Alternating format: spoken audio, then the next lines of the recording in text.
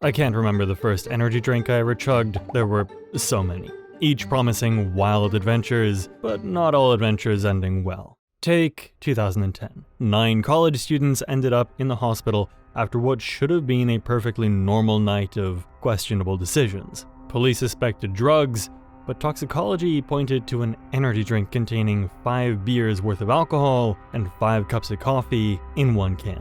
It wasn't alone. 5 Hour Energy has its own controversies. Panera's charged lemonade cranked caffeine so high that people suffered heart attacks and died. How many drinks had to be banned to save the world? And what became of them? The first to be banned was actually the grandfather of modern energy drinks. Red Bull has been around since 1987, so it's easy to forget how strange it once looked. In every gas station cooler, you'll find the skinny silver and blue cans wedged between the giant neon cans of Monster Energy and Rockstar. The first time I tried one, I remember thinking 2 things immediately. First, why is the can so slim? Second, why does this taste like sweetened cough syrup?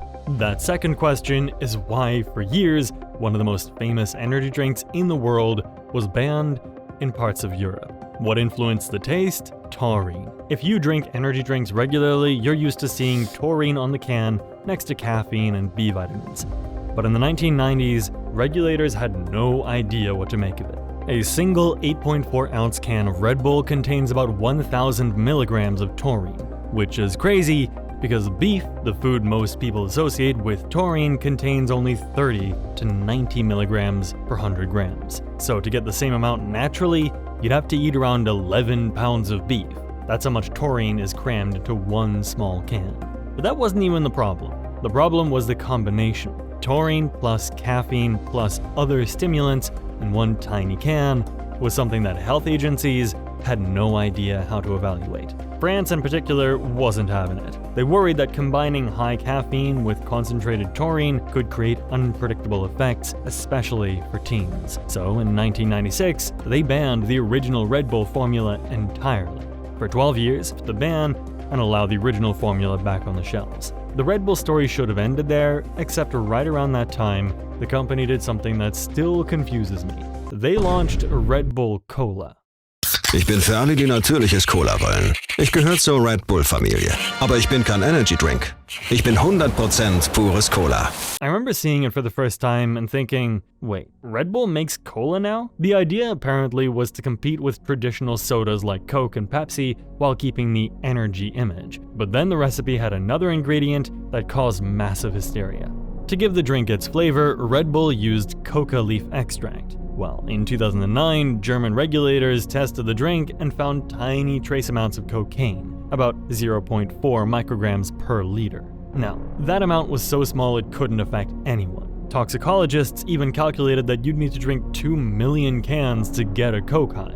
But try explaining that once the headlines started screaming, "Cocaine found in energy drink." Several German states immediately pulled the product off the shelves. Red Bull kept insisting the trace levels were just from the flavoring process and had absolutely no health risk, but by then, nobody cared about facts. The narrative had already won. Jordan banned it, Taiwan banned it, Hong Kong banned it, kinda sounds like a superhero. Red Bull Cola faded out of most markets not long after. It disappeared so completely that most energy drink fans barely remember it even existed. But if you think Red Bull was pushing it, buckle up for the drink that took it to hell. Around 2006, this drink made everyone screech to a halt in the convenience store aisle and go, wait, what? Because of the name, cocaine.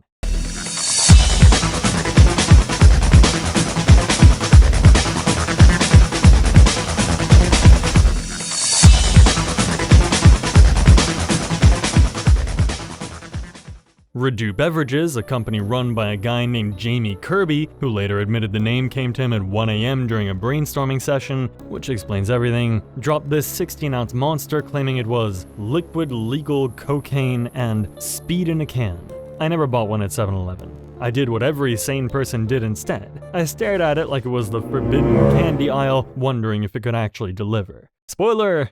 Yes, it could. Each can packed roughly 280 milligrams of caffeine. That's like downing 3 strong cups of coffee all at once. Plus taurine, plus guarana, which is just another caffeine source from South America that nobody really understands but everyone trusts because it sounds exotic. Anyway, in fact, one reviewer said it tastes like a panic attack, but the branding didn't sit well with regulators, parents, or anybody else. By 2007, the FDA sent Redu a brutal 3-page letter basically saying marketing a beverage as a legal alternative to cocaine qualifies as advertising a drug. Redu accidentally classified their own beverage as a pharmaceutical just with their marketing.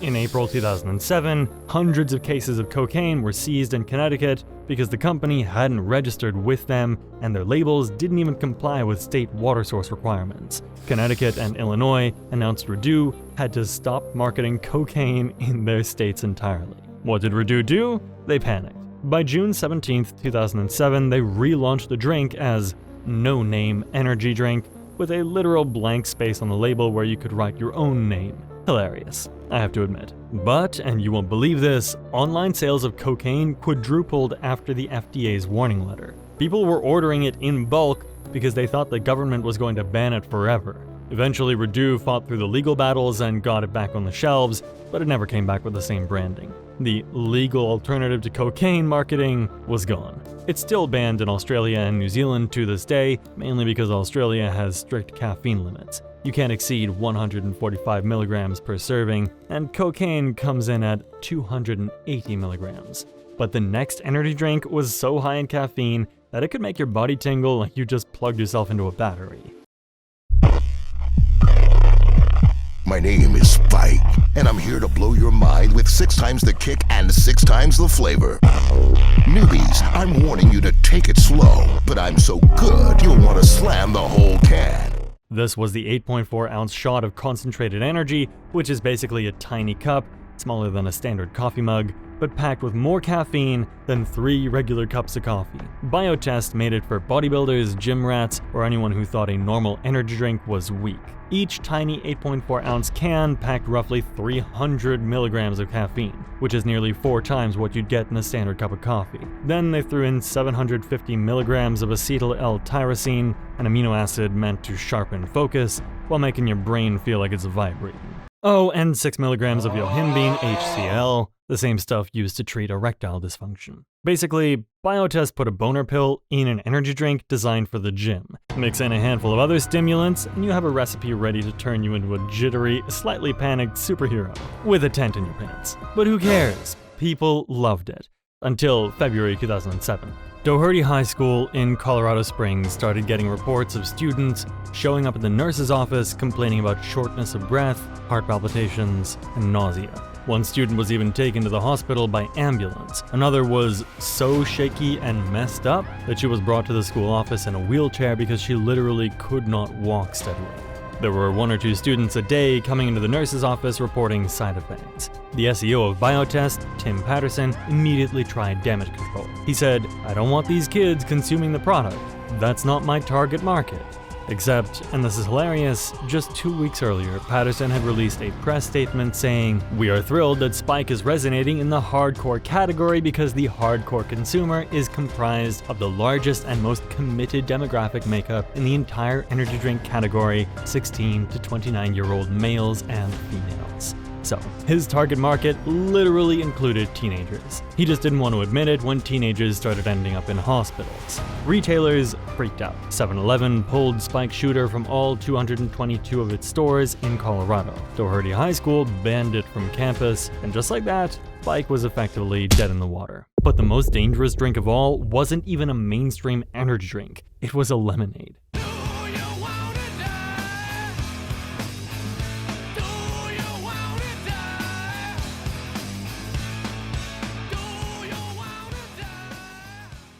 Around 2023, something strange started happening at Panera Bread. People weren't talking about the soup or the sandwiches. Conversation online, on campus, and in group chats was about lemonade. Panera had rolled out something called Charged Lemonade, and it had a little iced tea flavor and some guarana for energy. You'd assume it was just a sweet tea and a sports drink sitting next to the bagels. Until you read the caffeine numbers. A 20-ounce cup had about 260 milligrams of caffeine. The 30-ounce version had almost 390 milligrams. Now, if you don't drink coffee or energy drinks regularly, that probably sounds like a random number, but 390 milligrams of caffeine is roughly equivalent to drinking 5 cups of espresso or about 3 Red Bull cans. The FDA recommends a maximum of 400 milligrams of caffeine a day for healthy adults, and these guys put 390 milligrams in a single drink. But the real kicker was the way Panera served it. It was self-serve. They had big glowing dispensers behind the counter, giant plastic cups, and free refills for subscribers. Panera had created an unlimited sip club membership. You pay monthly and get unlimited drinks. So people filled up, sat down with their turkey sandwich, and maybe wandered back for another refill before leaving. They were not counting how much caffeine they were consuming like they would if they were cracking open separate energy drink cans. So some customers were unknowingly drinking 600, sometimes 700 milligrams of caffeine in a single visit, which is, to put it plainly, nearly twice the daily safe limit that the FDA recommends for a healthy person. The drink didn't taste like coffee or a regular energy drink either. That was part of the trap. Charged lemonade tasted like sweet lemonade. Tart, fruity, easy to gulp down in big sips. If anything, it tasted like a summer drink, something you'd chug after a workout or on a hot afternoon. Your brain's not going, I'm consuming massive amounts of a stimulant. Your brain's going, wow, this is refreshing. Many people loved it. Customers joked that the drink made them feel invincible. One TikToker even made videos about drinking 4 or 5 of them in a single day, which, to be clear, is essentially consuming the equivalent of 20 cups of coffee. But by late 2023, the headlines started popping up. Sarah Katz, a 21-year-old University of Pennsylvania student, suffered from long QT syndrome, a heart condition that her doctors explicitly warned her to manage by avoiding energy drinks. She bought an unlimited Sip Club membership on September 1st, 2022, and about 9 days later, she drank a large, charged lemonade and suffered a heart attack hours later. She went into a second heart attack at the hospital and died. The lawsuit states that the 30-ounce charged lemonade had more caffeine than a Red Bull and a Monster energy drink combined. But Sarah Katz wasn't the only one. In December 2023, Dennis Brown, a 46-year-old Florida man with a chromosomal deficiency disorder, died after drinking 3 charged lemonades. He suffered cardiac arrest on his way home. In January 2024, Lauren Scarrett, a 28-year-old occupational therapist with no underlying health conditions, drank 2.5 charged lemonades and developed atrial fibrillation, which is an irregular heartbeat. In March 2024, Luke Adams, an 18-year-old, suffered a heart attack after drinking 1 charged lemonade. Suddenly, that glowing lemonade dispenser didn't look so harmless anymore. By early 2024, the pressure around the drink had become too impossible to ignore. Panera discontinued charged lemonade nationwide, claiming it was part of a recent menu transformation. Speaking of danger, some companies decided that too much caffeine wasn't dangerous enough, so they added alcohol. What could possibly go wrong? Well, if you were in college or lived anywhere near a college town around 2009 to 2010, there's a good chance you remember Four Loko. How much America is in a can of Four Loko USA? Take a pro wrestler, give him apple pie picks, bald eagle biceps, fists of 4-wheel drive and legs made of drones. Then add even more America. Nobody was writing poetry about the flavor of Four Loko. It tasted like someone mixed a cheap fruit punch with artificial colors and the sweat of a sad old man. But what it did in your body was legendary. One tall 23.5-ounce can had about 12% alcohol, plus 156 milligrams of caffeine, plus guarana and taurine. What does that mean? Well, it means a single can contained as much alcohol as 5 beers, which is basically what someone would drink at an entire party, but it also contained the caffeine equivalent of 3 cups of espresso, which is what you'd need to stay awake for a full night of studying. It means Four Loko wasn't just doing 2 opposite things to your body at the same time, it was doing them aggressively. You had alcohol saying, go to sleep, and caffeine screaming, stay awake. Your body was basically getting into a fight with itself. College students even had a nickname for it, blackout in a can. But people kept drinking it. Soon, emergency rooms started seeing the results. Have you considered Four Loko? Four Loko? To get the same amount of energy in just one Four Loko, you'd have to drink a Red Bull and a cup of coffee. That's a lot of energy. And these 4 beers. I thought this was an energy drink. So did the FDA, suckers. Stories spread about college students showing up with heart palpitations, alcohol poisoning, or simply having absolutely no idea how drunk they actually were. In October 2010, 9 Central Washington University students ended up in the hospital after a party where about 50 students got sick, and their blood alcohol levels ranged from 0.12 to 0.335%. For context, the legal driving limit for alcohol in the US is 0.08. At 0.12, you're already heavily intoxicated. It means you've consumed about 6 to 7 beers. But 0.335 is something else entirely. That level usually means 16 to 20 beers or more have been consumed in a short time. At that point, doctors aren't worried about a hangover. Alcohol poisoning, a coma, and death itself are usually more pressing concerns. One girl at the party was so disorientated she couldn't even walk. It was so bad that the police thought the students had been drugged. It took them a while to realize it was just one legal drink doing what 2 opposite drugs do when you combine them. They were intoxicated, but still unnaturally alert. Regulators were flabbergasted. Universities began placing bans on it, states followed, then on November 17, 2010, the FDA issued warning letters to 4 companies, including Fusion Projects, the makers of Four Loko, declaring caffeine in pre-mixed alcoholic drinks an unsafe food additive. The manufacturers got the message. Fusion Projects announced it would remove caffeine, guarana, and taurine from the drink. Other brands like Sparks, Miller Coors disappeared. Tilt and Bud Extra had already begun removing caffeine from their formulas. Several states didn't even wait for the federal ruling. Washington, Michigan, and New York banned caffeinated alcohol sales outright, and others quickly followed. Within weeks, the entire category collapsed. By the end of 2010, the era of caffeinated alcoholic energy drinks was over. The next one had underage customers chugging equivalent to 4 sodas in one sitting. Lack of energy killing your game? Level up with a 5-hour energy gamer shot. Available only at 5hourenergy.com. At first glance, 5-Hour Energy doesn't even look like an energy drink. It was tiny, just 1.93 ounces, a little bottle that looked more like cough medicine than something meant to replace coffee. You'd see rows of them right by the register, next to the gum and the lottery tickets. But inside that tiny bottle was 200 to 240 milligrams of caffeine. That's equivalent to 2 to 3 cups of strong coffee, but condensed into a shot you drink in 2 seconds. Or think of it this way. It's more caffeine than a can of Red Bull packed into something the size of a shot glass. Yeah, truck drivers loved it, office workers loved it, college students loved it. The slogan was everywhere. No crash later. But unlike the other drinks we've been talking about, 5-Hour Energy wasn't technically a beverage. Legally, it's classified as a dietary supplement. Supplements in the US are regulated very differently from drinks. They don't have to disclose caffeine content. They don't have the same labeling requirements. They basically operate in a gray area where a lot of the rules that had already shut down other high caffeine products don't apply. Problem solved. Well, mostly.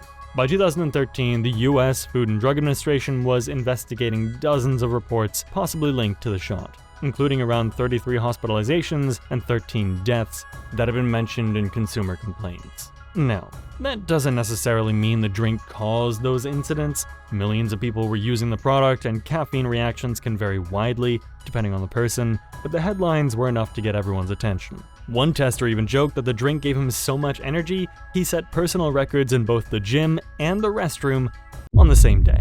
And that's the story for most of these banned energy drinks. Many pushed the limits, and in some cases landed in the hospital, and in others, even died. If you thought that was wild, wait until you see the story of Monster Energy, the brand that redefined the game, dominated the market, and sparked controversies all on its own. Click here to watch, and I'll catch you next time.